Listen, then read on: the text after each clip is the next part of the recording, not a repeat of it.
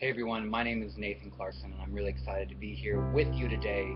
And I'm really excited to talk to you about one of my all-time favorite stories, and that is a story that Jesus told called The Prodigal Son. And if you're anything like me, for forever, I kind of just thought I knew this story. I thought I knew the ins and out of it.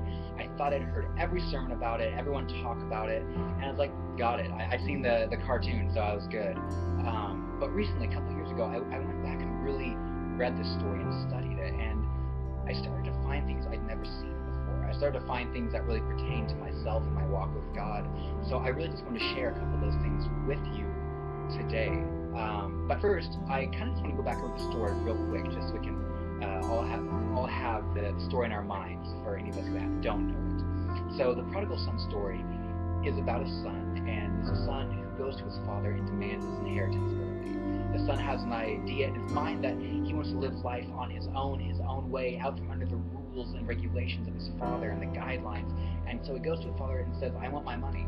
And essentially, when you ask for your inheritance early, back then it was basically saying, Dad, you are dead to me. I don't want you anymore. I don't want your help. I don't want your ways. Just give me my money, and I'm out of here. So that's pretty much what happened. His father reluctantly but willingly gave his son the money, and the son was out of there. He went to the city and cut off all communication. So there in the city, you can only imagine what a young man would spend his money on, and it's pretty much sex, drugs, and rock and roll. It's the lifestyle that the son knew that he was entitled to, and that he wanted, that he was missing out on as a lifestyle of pleasure. It's everything you can imagine. And for a while it was fun. He was having fun with the girls and the money and the drugs and drinking, and he was on a high, both literally and figuratively. But then all of a sudden he wakes up one morning and he realizes that his money is gone. And as is the case very often, his friends very quickly disappeared as well. And after that, very quickly the fun and the pleasure that the son had sought out so much was gone too. So everything the son had fought for, everything the son had left everything behind for, was now gone. So the son, alone and broke and downtrodden, gets an idea in his mind that he is going to go and try to survive somewhere. So he starts living with the pigs, the lowest animal in the society, the dirtiest animal. He starts eating what they eat just to stay alive. And then he has another revelation while he's there. And this revelation is, what am I doing? I'm living like an animal. And he thinks even the servants in my father's household are treated better than this.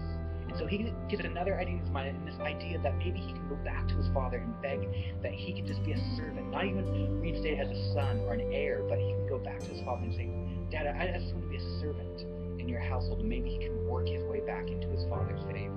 He can work off his debt or work off his failures and work his way back into his father's love. And so he packs up the little things he has and he makes the trek home. And I can only imagine that step right before he gets to the property where he looks out across the field and he sees the home that he grew up in, the home that he left everything for, and he can all these memories come flooding back, and with the memories come shame and dread and guilt, and I can only imagine what that must have been like. But it's right here that Jesus kind of switches the narrative on us, and he starts showing a different side. What he shows is he shows the Father. The Father, on the other hand, is looking out across the fields of this land, watching, waiting, looking for his son. Ever since his son left, the Father was looking for him to come back. But the son has no idea, so the son starts down the road back towards the home, and the Father spots him. The Father starts running towards him. And I don't know about you, but if I had wasted my entire college fund and my all my parents' money, and if I had embarrassed my family and ruined everything, and I saw someone running towards me, I don't know if I'd be excited. But so the son sees it, and I'm sure he has something in his heart that he knows the impending doom that is upon him, and the humiliation that he's about to receive. So as his father draws closer and the son walks ever so closer, both of their hearts in completely different places, the father one of love and the son's one of guilt and fear. All of a sudden, the father embraces the son in a hug, a loving embrace, and he says, I love you. Where have you been? I've missed you. I've been looking for you. And it's then all of a sudden the son realizes that everything he thought that his father was feeling about him, everything that he had thought wasn't true. His father loved him and was waiting for him. And his father says, bring in the best clothes we have, the Armani suit, bring it in and dress into this, and go and make the best meal we have, the holiday dinner that we only have once a year. Make it now, because my son was lost and now he's found. This is an amazing story, and there's so many reasons that I love this story, and I think it can be life-changing. I just want to go over 3 of them real quickly. The first one is, I think, to really grasp the gravitas of this story, we have to realize this might be life-changing. It might be something you never heard before. But you are a prodigal. I am a prodigal. We are all prodigals. You see, when I first heard the story, I thought a prodigal is a certain kind of person. Not me, because, I grew up in a Christian family. I was good. I did good things. I listened to DC Talk. I read the Message version of the Bible. I went to youth group. I didn't think I was a prodigal. I thought I was a certain kind of person, tattoos and piercings. But as I went back and heard the story again, I realized that I am a prodigal. I have told God so many times, God, I got this. I don't need you. Give me everything I want, but I'm going to do it my way. I'm going to live my way. And I let lust and fear and envy and anger creep into my heart and affect my decisions. So I was living in a way that was against the way of God. And I was saying, I don't need you. I got this.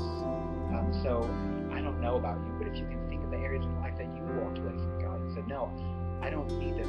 I don't need you. I got this, God.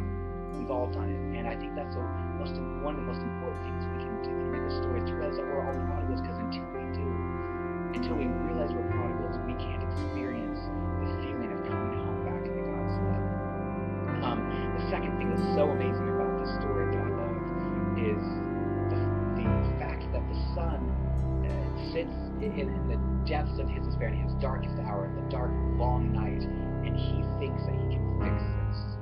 The son thinks that maybe if he is a servant in his father's house, he can go back and work his way back into his father's love. He has a whole plan concocted. How often do we do that? How often do we say, yeah, I know I've done something bad. Yes, and maybe we realize we're prodigal, and then we go and try to fix it ourselves. We try to work it out. We try to serve more. We try to do better things. We try to say good things and read good things, read the right blogs, and do the right things, and raise our hands at the right time. And we try to serve something that's not God. We're looking to get in God's grace by our own ways. And that's what the son does as he walks down the road. He has his whole plan concocted, but his father embraces him unconditionally. And that's so important for us to realize, that no work, nothing we can do will make us ever earn God's love or find our way back into it. It's already there. He's already watching and waiting for us. And as soon as we respond to him, he embraces us. And that's the third thing I want to point out, is that God is always watching. The father in this story didn't stop watching. He was searching and waiting. God is always there for you. He's not ready to accuse or demand or you pay up or do something. He's just ready to love you and embrace you because you are his, and he loves you unconditionally. And that's something I think some of us need to hear sometimes. I know we see it roll across our Facebook walls every day, but you need to know that God loves you. And maybe just let that sink in, that God loves you, not because of anything you can do, and not because of anything you've done, and God will not stop loving you because of anything you've done. God just simply loves you.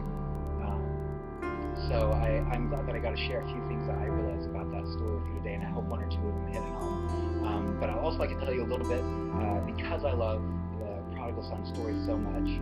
I'm an actor out here in Hollywood. So recently, I wrote and produced a film called Confessions of the Prodigal Son. And we are about to release it, so you can go see it. And I would love it so much if you would follow our progress and join the team of people supporting this film, because it's such an important message to this world and to this generation, that we are prodigals, but we can be loved and embraced and redeemed by God. So I would love if you check out the links and check out what we're doing in the trailer and the Facebook and the website. And thank you so much for letting me drop by today.